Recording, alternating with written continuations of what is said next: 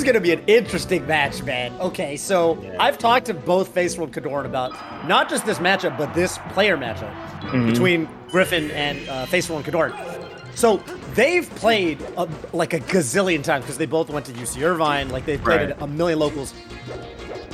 The record is like, apparently the record is like 50-1 in favor of Faceroll.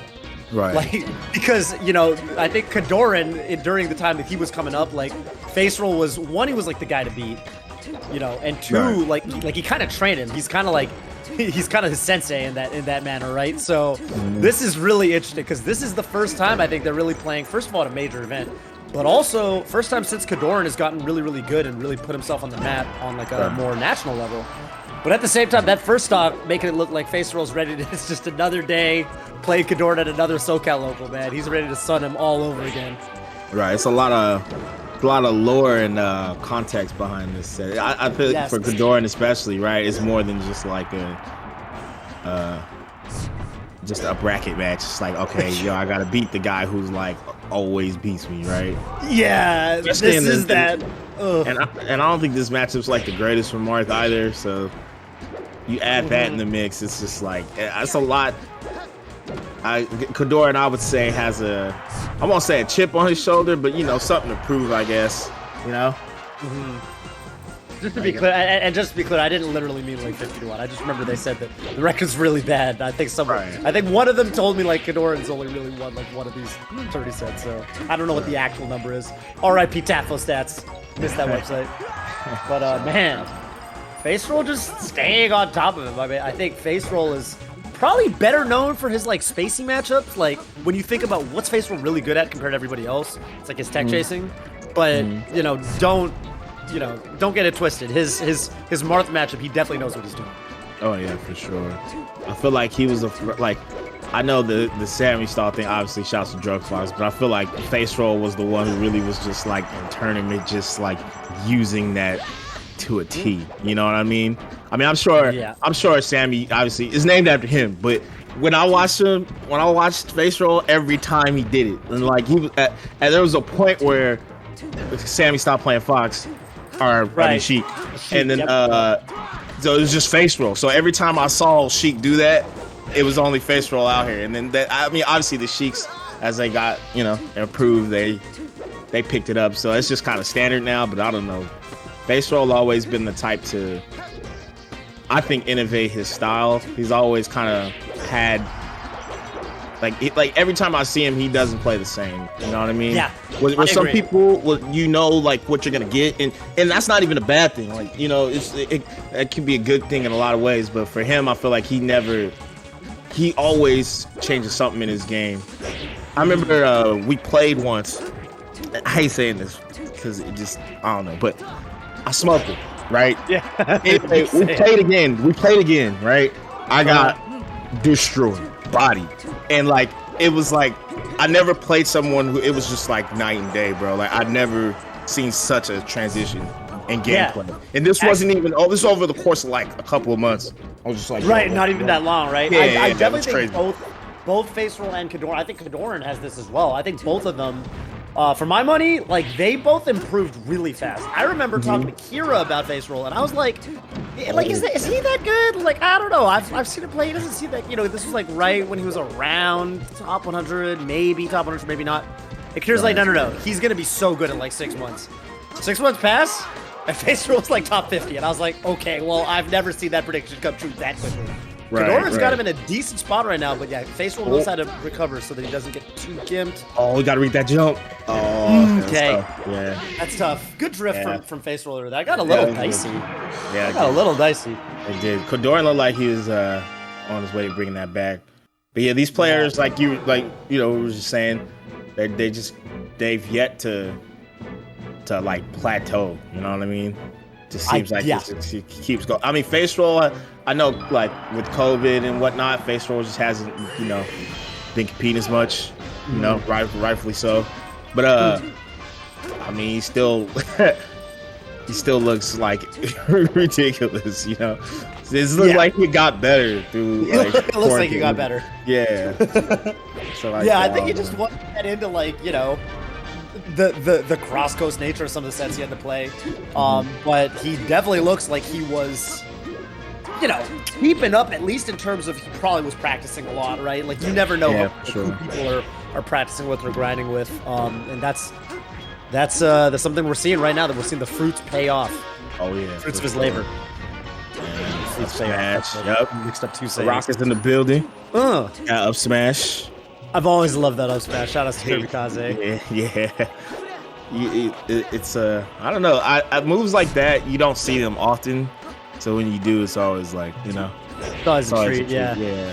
Sheik's got like her forward air, which is like a more common, I guess, kill move. I think up smash always looks cool. Even like in other Smash games, like when Void combos in up smash and ultimate, it's always sick. That move is just dope.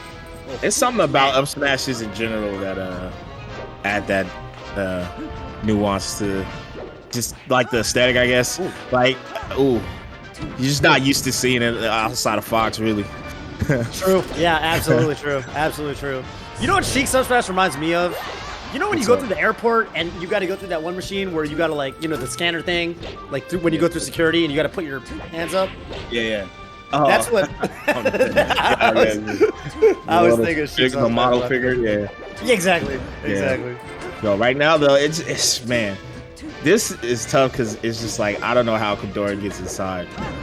You know, without getting crouched or like taking massive amounts of damage. Yeah.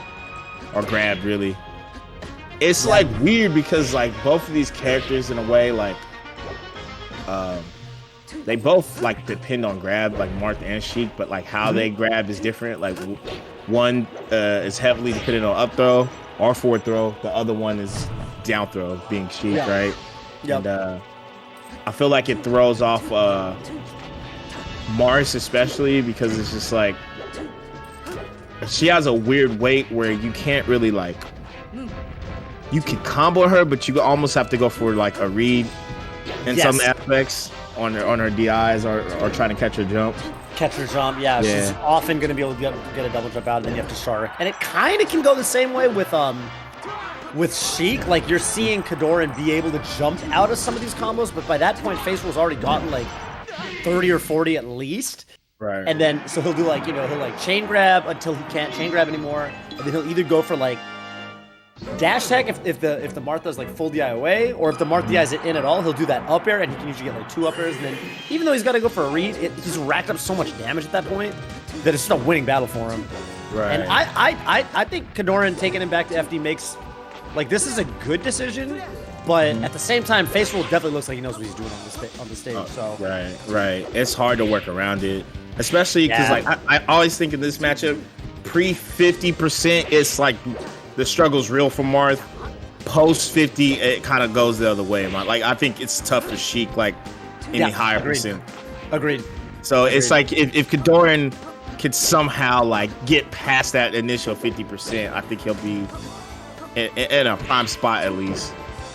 Right now he's doing all right with the percent lead. Definitely. It just that was good. That was good. I feel like both of these characters could just like wall each other out so well. So when you have a lead, it's like it's big in the sense of like neutral, you know? Yeah, that right there. Like in theory, both characters should have to work pretty hard to actually get their grabs in this match. That was amazing. To scoop him with that down tilt. But yeah, like KoDoRiN did like, you know, auto cancel short up nair, and Faceroll thought he could get a whip punish grab, and nope, dash back. There's a lot of ways both these characters can make themselves really hard to grab. So even though you want the grab, a lot of the time, like if the opponent's playing really sharp, it's tough to get it in the first place because they can do so much baiting.